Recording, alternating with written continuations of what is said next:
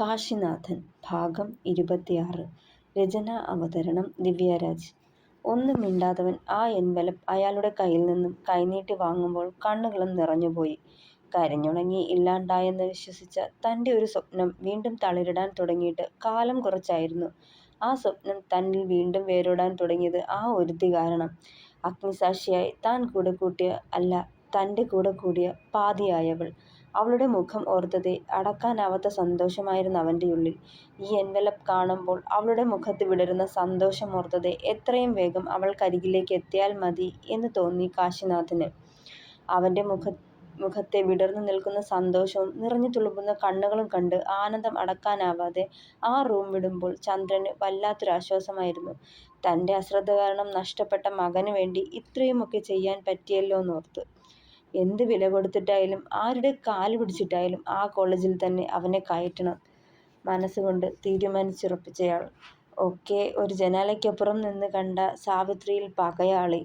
അവനെതിരെ തനിക്ക് ചെറുവിരൽ പോലും അനക്കാനാവുന്നില്ലെന്ന കോപം ഭ്രാന്തടിപ്പിച്ചവരിൽ. നാളുകൾക്ക് ശേഷം സാവിത്രിയുടെ നമ്പർ ഫോണിൽ തെളിഞ്ഞു കണ്ടതും നെറ്റിച്ചുളിച്ചു സഞ്ജയ്. ഈ തള്ളക്കിതെന്തിൻ്റെ കേടാ? പലതവണ പറഞ്ഞതാ ഇനിയും കാശിനാഥൻ്റെ കാര്യത്തിൽ ഇടപെടാൻ എനിക്ക് താല്പര്യമില്ലെന്ന്. മകനോടുള്ള കുടിപ്പക അവസാനിപ്പിക്കാതെ വീണ്ടും മനുഷ്യനെ ശല്യം ചെയ്യാൻ വന്നേക്കുക. അന്നത്തെ ചോരത്തിളപ്പിൽ പലതും കാട്ടിക്കൂട്ടിയത് അവർക്ക് അവനോടുള്ള അടങ്ങാ പക കണ്ടിട്ട് കൂടിയായിരുന്നു. ചോദിക്കാനും പറയാനും ആരും വരില്ലെന്ന ഉത്തമ ബോധ്യത്തോടെ. അന്ന് അതൊക്കെ ഒരു ഹരമായിരുന്നു എനിക്ക്. കോളേജ് ലൈഫിനിടെ വന്നു ചേർന്ന ചില മറക്കാനാവാത്ത രസകരമായ മൊമെന്റ്സ്. അതിലൊന്നും കുറ്റബോധം തോന്നിയിട്ടുമില്ല ഇപ്പോഴും. പക്ഷേ ഇന്ന് അതിലും വലിയ ഹരം എനിക്കെൻ്റെ ബിസിനസ്സാ. ഇതൊക്കെ കളഞ്ഞിട്ട് വീണ്ടും അവന് വേണ്ടി ഞാൻ അവിടേക്ക് പോവണ്ടേ? അതിൻ്റെ എന്ത് കാര്യമാ? കാശിനാഥൻ ഇനി ഞാൻ എന്നോ വിട്ടുകളഞ്ഞൊരു അധ്യായം. വീണ്ടും അവനിലേക്ക് പോവാൻ താല്പര്യമില്ലെനിക്ക്. അവൻ എങ്ങനെ ജീവിച്ചാലും എനിക്കെന്താ? പക്ഷേ ഒരിക്കലും എൻ്റെ ഭാവിക്കോ ജീവിതത്തിനോ ഇടം ചെറുപ്പാവാതെ വന്നാൽ മതി. ചെറു കൊട്ടിക്കൊണ്ട് ചിരിച്ചുകൊണ്ട് ഓർത്തവൻ നീരസത്തോടെ സാവിത്രിയുടെ കോൾ അറ്റൻഡ് ചെയ്തു. ഹലോ അപ്പച്ചി, എന്താ ഈ നേരത്ത്?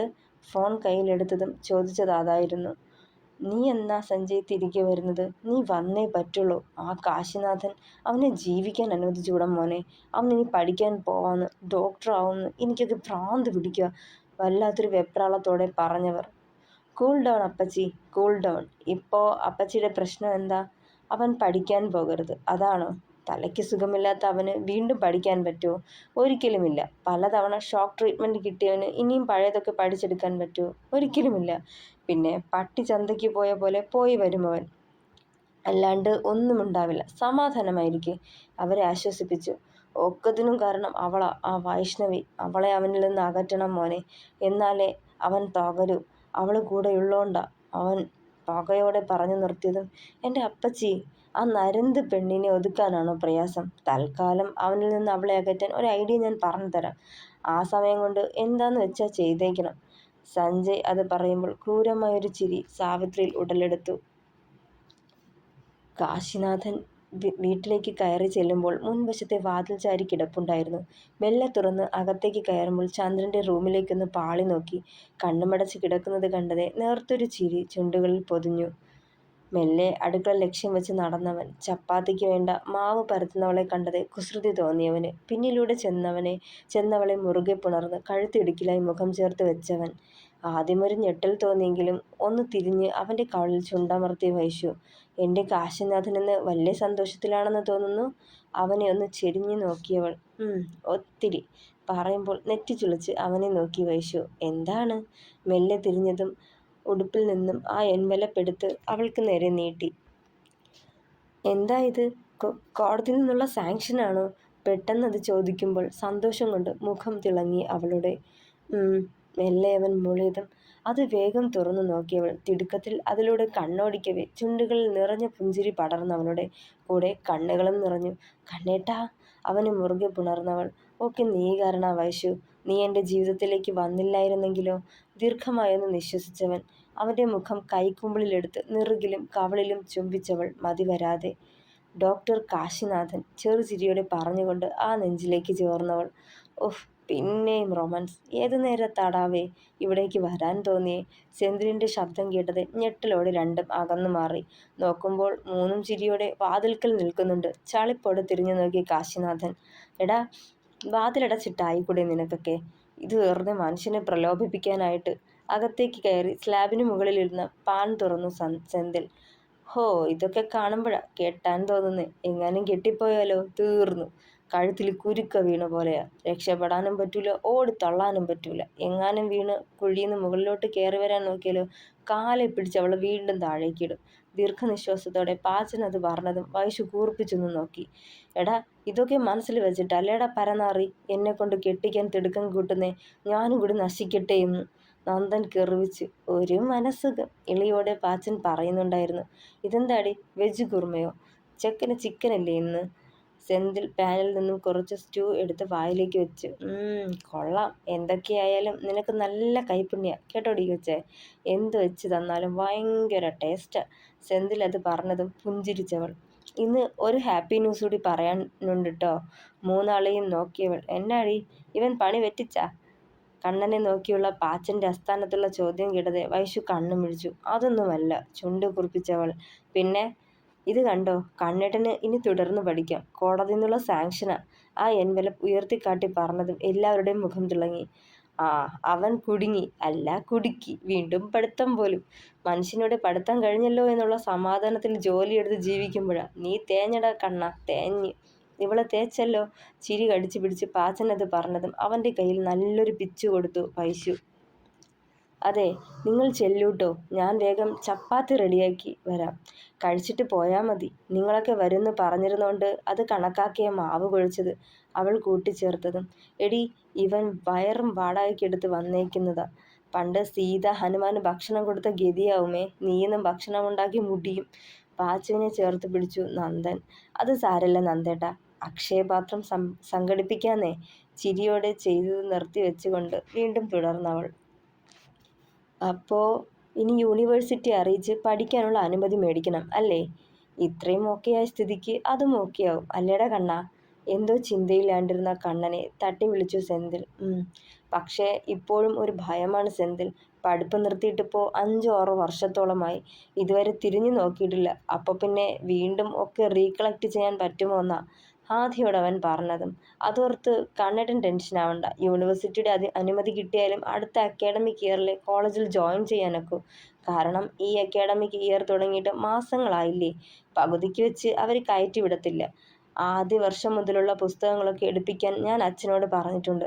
ആളെ അയച്ചായാലും എടുപ്പിക്കാം. നമ്മൾ ആത്മാർത്ഥമായി പഠിച്ചതും എൻജോയ് ചെയ്ത് പഠിച്ചതും എത്ര നാൾ കഴിഞ്ഞാലും പെട്ടെന്നൊന്നും മനസ്സിൽ നിന്ന് പോവില്ല. തിയറിയൊക്കെ ഒന്ന് ഓടിച്ചു നോക്കി വെക്കാം. കണ്ണേട്ടനെ കൊണ്ട് കഴിയും. ഞങ്ങളുണ്ടാവും കൂടെ, അല്ലേ നന്ദേട്ടാ? അവൾ 3 പേരെയും നോക്കി. പിന്നല്ല, നിന്നെ ഒരു ഡോക്ടറാക്കിയിട്ടേ ഉള്ളൂ മറ്റു കാര്യങ്ങൾ. സെന്തിൽ കാശിയെ ചേർത്ത് പിടിച്ചു. അത്രയും കേട്ടപ്പോൾ തന്നെ മനസ്സിന്റെ പിരിമുറുക്കം അവനെ വിട്ടാകാന്നിരുന്നു. മനസ്സ് സ്വസ്ഥമായി ദീർഘമായി ഒന്ന് നിശ്വസിച്ചവൻ വൈശുവിനൊപ്പം ശ്രീകോവിലിന് മുന്നിൽ നിന്ന് തൊഴുത് പ്രാർത്ഥിക്കുമ്പോൾ മനസ്സിനും വല്ലാത്ത കുളിർമ തോന്നി കാശിനാഥന്. വർഷങ്ങൾക്കിപ്പുറമാണ് വീണ്ടും ഒരു ക്ഷേത്ര ദർശനം. കണ്ണുകൾ ശോഭയാർന്ന ദേവീ വിഗ്രഹത്തിൽ തന്നെ തങ്ങി നിന്നു. അമ്മേ ദേവി എന്നൊരു സ്തുതി കേട്ടതും മെല്ലെ തിരിഞ്ഞു നോക്കി. രണ്ടാളും തൊട്ടു പിന്നിൽ സുദേവൻ ഡോക്ടറെ കണ്ട് മുഖം വിടർന്നിരുന്നു. ആ കുട്ടികളെ, നാളെ കുറെ ആയല്ലോ രണ്ടാളെയും കണ്ടിട്ട്. പെട്ടെന്ന് അവരെ കണ്ടതും ചോദിച്ചുകൊണ്ട് മുന്നോട്ട് നടന്നു. ഇനി അടുത്ത ആഴ്ചയിൽ വരാനാ ഡേറ്റ് ഇട്ടിരിക്കുന്നത്. ഞങ്ങൾ വരും. വൈശു ആയിരുന്നു മറുപടി കൊടുത്തത്. ഡോക് കാശിനാഥ, ഇപ്പോൾ എങ്ങനുണ്ട്? ഉഷാറായില്ലേ? തോളിലൊന്ന് തട്ടി അയാൾ. അതേന്ന് തലയാട്ടി കാശി. ഇന്നലെ ആ വഴി പോയപ്പോൾ ഭരതേട്ടനെ കണ്ടിരുന്നു. മരുമകനെക്കുറിച്ച് പറയുമ്പോൾ 100 നാവാ ആൾക്ക്. അന്ന് വയ്യാണ്ടായതും താൻ പ്രഥമ ശുശ്രൂഷ കൊടുത്ത് ഹോസ്പിറ്റലിലാക്കിയതും ഒക്കെ പറഞ്ഞു വലിയ അഭിമാനത്തോടെ. ചെറുചിരിയോടെ തുടർന്നയാൾ. വിട്ടുകളയരുത്. ഇത്രയുമൊക്കെ ഫൈറ്റ് ചെയ്ത് നിന്നില്ലേ താൻ? ഇനിയൊന്നും തൻ്റെ രോമത്തിൽ പോലും ഏൽക്കില്ല. അത് പറയവേ അതേന്ന് തലയാട്ടിയവൻ. അല്ല, പഠിപ്പിൻ്റെ കാര്യം ഏതുവരെയായി? കോടതിയിൽ നിന്ന് സാങ്ഷൻ വന്നോ? അയാൾ എടുത്തു ചോദിച്ചു. വന്നിരുന്നു. ഇന്നലെ രാത്രിയാ കയ്യിൽ കിട്ടിയത്. അങ്കിളിനെ വിളിച്ച് പറയാനിരുന്നതാ. ചിരിയോടെ വൈശു അത് പറഞ്ഞതും. അപ്പോൾ ഇനി എന്താ പരിപാടി? എന്തായാലും ഈ വർഷം ജോയിൻ ചെയ്യാനൊക്കില്ലല്ലോ. അടുത്ത വർഷത്തേക്കേ നടക്കൂ. മാസങ്ങൾ തനിക്ക് മുന്നിൽ നിവർന്ന് കിടപ്പുണ്ട്. എന്താ പ്ലാൻ? പ്രതീക്ഷിക്കാതെ അയാളത് ചോദിച്ചതും ഉത്തരം കൊടുക്കാനാവാതെ രണ്ടാളും കുഴങ്ങി. പരസ്പരം മുഖത്തോട് മുഖം നോക്കി ഒരു നിമിഷം. അങ്കിൾ മുൻപ് പഠിച്ച പുസ്തകങ്ങളൊക്കെ വീണ്ടും പൊടി തട്ടി എടുക്കണമെന്നുണ്ട്. പരിങ്ങളോടവൾ പറഞ്ഞതും അത് ഓക്കെ, തിയറി വെറുതെ നോക്കി വെച്ചാൽ മതി. പക്ഷേ അതിലും വലുതായി മറ്റൊന്നില്ലേ? പ്രാക്ടിക്കൽസ്. ഹോസ്പിറ്റലിൽ സീനിയേഴ്സ് ഡോക്ടേഴ്സിനൊപ്പം അറ്റൻഡ് ചെയ്ത എക്സ്പീരിയൻസ്. അതിനോ? അയാൾ അത് ഗൗരവത്തോടെ ചോദിക്കുമ്പോൾ പകപ്പൊടി നോക്കി രണ്ടാളും. അറിയില്ലങ്ങൾ, വൈശു ഉമിനീരിറക്കിക്കൊണ്ട് പറഞ്ഞു. എന്നാൽ അതും അറിയണം. ഇനിയുള്ള മാസങ്ങൾ കാശിനാഥൻ നല്ലൊരു ഡോക്ടറെ അസിസ്റ്റ് ചെയ്യണം. ഈ ട്രെയിനിങ് ഇല്ലേ, അതുപോലെ. പണ്ട് പഠിച്ചതൊക്കെ വീണ്ടും ഓർത്തെടുക്കാൻ സഹായമാകും. പക്ഷേ ആരെങ്കിലും അതിന് അനുവദിക്കുമോ അങ്കിൾ? ആദ്യകലാതെ ചോദിച്ചു വൈശു. ചെന്നയുടനെ രോഗിയെ പരിശോധിച്ച് മരുന്നെഴുതാനുള്ള കാര്യമല്ല ഞാൻ പറഞ്ഞത്. അവർ ചെയ്യുന്നത് കണ്ട് നിൽക്കുക, പതിയെ അവരെ അസിസ്റ്റ് ചെയ്യുക. എൻ്റെ ഒരു ഫ്രണ്ട് ഉണ്ട്, ആളൊരു ജനറൽ ഫിസിഷ്യനാണ്, ഡോക്ടർ കുറുപ്പ്. ഇത്തിരി കാർക്കശ്യവും കടുംപിടുത്തവും ഉണ്ട്. അരപ്പിരി ലൂസാണോ എന്ന് തോന്നിപ്പോവും ചിലപ്പോഴൊക്കെ. പക്ഷേ നല്ലൊരു ഡോക്ടർ. ആദ്യം ഒരു ഗവൺമെൻറ് ഹോസ്പിറ്റലായിരുന്നു. ഉയർന്നു വരുമെന്നായപ്പോൾ ആരോ ചതിയിൽപ്പെടുത്തി. കോഴക്കേസായിരുന്നു. ചെയ്യാത്ത തെറ്റിന് ശിക്ഷ അനുഭവിച്ചു. അതോടെ രാജിവെച്ചിറങ്ങി. ഇപ്പോൾ സ്വന്തമായൊരു ക്ലിനിക്ക് നോക്കി നടത്തുക. ദാരിദ്ര്യരേഖയ്ക്ക് താഴെയുള്ളവരാണെന്ന് തെളിയിക്കുന്ന റേഷൻ കാർഡുമായി ആ ഹോസ്പിറ്റലിലേക്ക് ചെല്ലുന്നവർക്ക് ഫീസിൻ്റെ ഇളവും ഫ്രീ മെഡിസിനും. അല്ലാത്തവരുടെ കയ്യിൽ നിന്നായാലും മിതമായ ഫീസേ വാങ്ങുള്ളൂ. തൻ്റെ കയ്യിലേക്ക് വരുന്നത് എത്ര വലിയ എമർജൻസി കേസായാലും അറ്റൻഡ് ചെയ്യും. ആ ചെറിയ ഹോസ്പിറ്റലിലും അതിനുള്ള അത്യാവശ്യ സൗകര്യങ്ങളൊക്കെ ഉണ്ട്. മരണാസന്നരായി വരുന്ന രോഗികളിൽ ഒരു തരി ജീവൻ ബാക്കിയുണ്ടെങ്കിൽ പോലും പിടിച്ചെടുത്ത് കൊടുക്കും അയാൾ. അത്രയ്ക്ക് ബ്രില്യൻറ്റും എഫിഷ്യൻറ്റുമാണ്. എല്ലാത്തിനുപരി അയാളൊരു നല്ല മനുഷ്യനാണ്. കാശിനാഥൻ അയാൾക്കൊപ്പം നിൽക്കുവാണെങ്കിൽ നല്ലൊരു എക്സ്പീരിയൻസ് ആവും. എന്തു പറയുന്നു? ചോദ്യഭാവത്തിൽ അവനെ എന്ന് നോക്കിയയാൾ. എനിക്ക് സമ്മതമാണ് സാർ, വലിയ ഉത്സാഹത്തോടെ പറഞ്ഞു കാശി. എന്നാൽ പിന്നെ അടുത്തയാഴ്ച തന്നെ ആളെ ചെന്ന് കണ്ടു കളയാം. ദിവസവും സമയം ഞാൻ വൈശുമോളെ വിളിച്ചറിയിക്കാം. അതുപോരെ? മതിയെങ്കിൽ, ചിരിയോടെ വൈശു പറയുന്നുണ്ടായിരുന്നു. തുടരും. പ്രിയപ്പെട്ടവരെ, കഥ ഇഷ്ടമാകുന്നുണ്ടോ? ഇഷ്ടമാകുന്നുണ്ടെങ്കിൽ അഭിപ്രായങ്ങൾ പറയണേ. സ്റ്റോറി മറ്റുള്ളവരിലേക്ക് ഷെയർ ചെയ്യണേ. Thank you.